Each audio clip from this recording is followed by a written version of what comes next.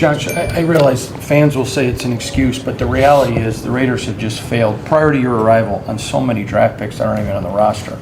How part of building depth is key to winning? Yeah, what's really important. Our league is in many ways a league of attrition, and so I don't remember the exact number this year, but we had to play 70-some players, I think, over the course of the season. I think that's common for every team nowadays. You 17 games and long training camp, and you go through the grind. So depth and young depth is important. Because you're a lot of times you get these guys that are coming out of college and their bodies are a little healthier because they haven't taken the same pounding as some other guys have. So trying to find the right fits for us in every pick that we have in the draft, including college free agency after the draft, is going to be important.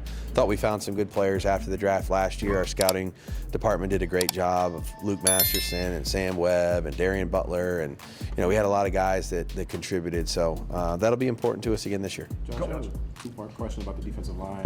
Obviously, you guys recently parted ways with Frank Ocam. Yep.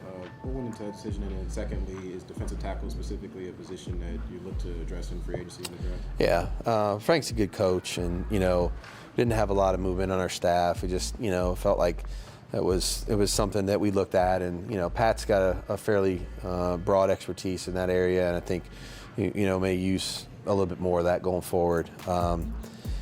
Yeah, I mean, look, I think our defense is in some respects, at some positions, is kind of it's tailor-made for us to add some young players or some new players. We don't have a ton of players on the roster on defense right now, so it's going to be one of many that we're going to target. But at the end of the day, we want every player we add to kind of improve the position that he's being, added at, and I think defensive line, corner, safety, inside linebacker, I mean, there's a lot of things we can do to try to make our defense better, and hopefully more explosive.